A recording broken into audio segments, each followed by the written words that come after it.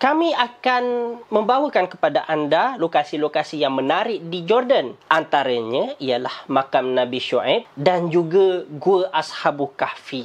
Apa pesanan ataupun apa yang intipati kita boleh ambil daripada sejarah tu? Nabi Syuaib alaihissalam pesan, jangan tipu dalam timbangan. Cerita yang pemuda-pemuda yang nak mempertahankan iman daripada raja yang zalim pada ketika tu, Raja Byzantine.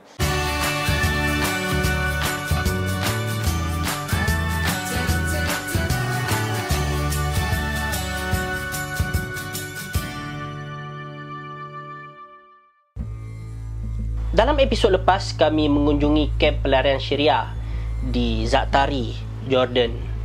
Dan mungkin ada yang tertanya-tanya, bagaimanakah perang Syria ini tercetus?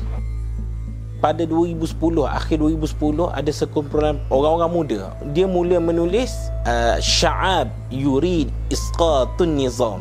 Jadi dengan perkataan itulah, maka berlakulah satu tangkapan secara besar-besaran. Budak-budak ditangkap, askar tangkap budak-budak. Maka parent yang budak kena tangkap ni, dia pun pergilah ke balai polis lah, ataupun markas tentera untuk nak ikat jamin, nak keluarkan anak-anak dia.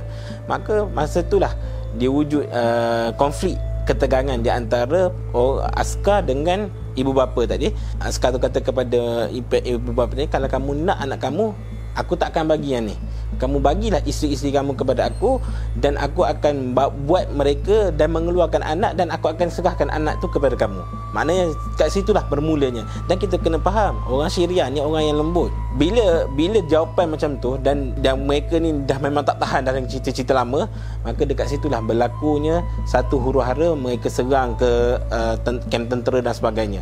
Jadi kat situlah bermulanya. Dan bermula konflik tu sehinggalah mereka bawa konflik tu sehinggalah keluar daripada Syria dan masuk ke Jordan. Masuk ke Jordan bila kerajaan Jordan menerima mereka sebagai pelarian rasmi. Kerajaan Jordan letak di kamp Za'atar.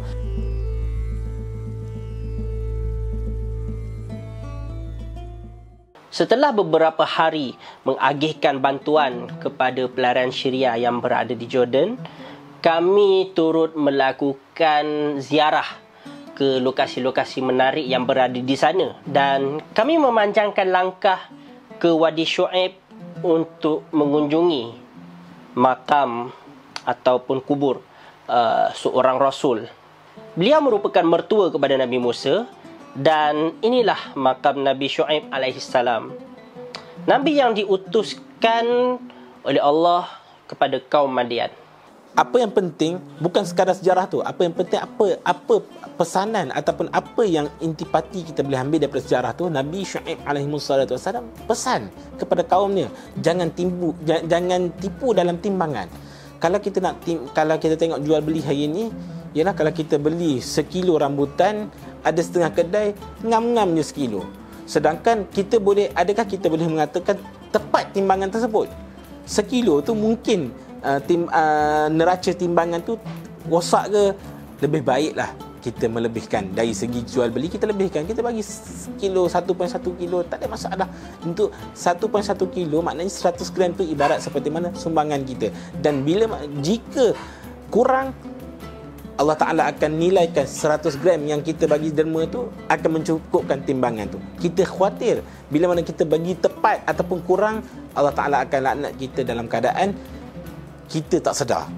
Tak apa, yang sedar, na'udzubillah min zalik, kita minta berlindung, kita minta maaf banyak, kita minta ampun daripada Allah Subhanahu Wa Ta'ala. Kami tinggalkan makam Nabi Syuaib alaihissalam. Seterusnya kami memanjangkan langkah kami ke Abu Alanda, tidak jauh daripada bandar Amman, untuk ke sebuah gua yang penuh bersejarah.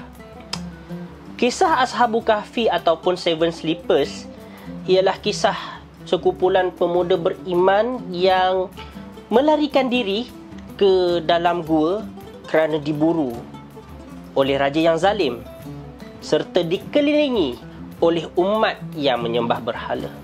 kisah Ashabul Kahfi, bagaimana Allah Ta'ala ceritakan dalam surah Al-Kahfi, cerita yang pemuda-pemuda yang nak mempertahankan iman daripada raja yang zalim pada ketika itu, Raja Byzantine. Allah Ta'ala sebut nahnu naqussu 'alaina ba'hum bil haqq innahum fityatun amanu bi rabbihim wa zidnahum huda. Allah Ta'ala sebut kami telah menceritakan bagaimana peristiwa Ahlul Kahf. Pada akhir ayat tersebut Allah Ta'ala cerita, Allah Ta'ala sebut adalah untuk menjadi bagaimana petunjuk mereka ini menjaga iman mereka, menjaga pemuda-pemuda ini menjaga iman mereka. Mereka berhijrah dari satu tempat ke tempat yang lain dan mereka meninggalkan segala-galanya. Bahkan dia tidur dalam gua tersebut sehingga ada diceritakan bahawasanya pokok yang ketika mana dia masuk dalam pintu gua, pokok tu kecil. Tiba-tiba bila mana dia bangkit, dia sedar, dia keluar, pokok tu dah besar 300 tahun. Bila mana mereka keluar, mereka sedar daripada tidur. Ada di kalangan mereka tanya, berapa hari kita tidur? Mungkin setengah hari, mungkin 1 hari, mungkin 2 hari dan sebagainya. Ada perbincangan lah sama-sama mereka. Lepas tu mereka selapar. Dan ada seorang yang dibagi sebagai volunteer lah untuk pergi beli makanan. Maka keluarlah duit. Dia pesanlah kepada kawan-kawan mereka, kalau ada tanya kita, jangan cakap kita berada di sini dan sebagainya. Tapi bila mana seorang tu keluar pergi ke pasar, dia pelik. Dia pelik melihat orang dan orang pun pelik melihat dia. Satu dari segi pakaian, 300 tahun mungkin berbeza kot. Kalau kita sekarang dengan 100 tahun dulu, cara pemakaian pun dah berbeza. 300 tahun tak tahulah pakaian dia macam mana. Okey, lepas tu lepas dah orang kata dah keluar pergi ke pasar nak beli barang, bagi dengan mata wang pada zaman tu, Byzantine pada masa tu. Bagi, orang pun pelik, ni mata wang bila ni? Dan last kali timbullah satu benda yang orang pelik dan sebagainya. Maka dia balik semula ke gua dan Allah SWT matikan mereka 7 orang tu dalam gua tersebut. Dan kalau kita pergi ke sana, kita boleh tengok kerajaan Jordan telah letakkan satu tempat di mana tulang-tulang mereka yang tidak hancur ditempatkan satu tempat. Kita tengok bagaimana pengorbanan ataupun bagaimana kehebatan pemuda-pemuda zaman itu mempertahankan akidah untuk menjaga daripada mereka dipesongkan oleh kerajaan ataupun oleh raja Byzantine pada ketika itu. Jadi antara pengajaran yang cukup besar adalah semangat kepemudaan. Jika kita pemuda-pemuda semua ada prinsip perjuangan, ada prinsip untuk menjaga akidah, insya-Allah generasi akan datang akan terpimpin. Kerana apa? Kerana pemuda-pemuda hari ini berprinsip ataupun memegang prinsip itu sebagai satu benda yang paling besar, dan generasi akan datang akan ikut kepada apa yang pemuda mencorakkan pada hari ini.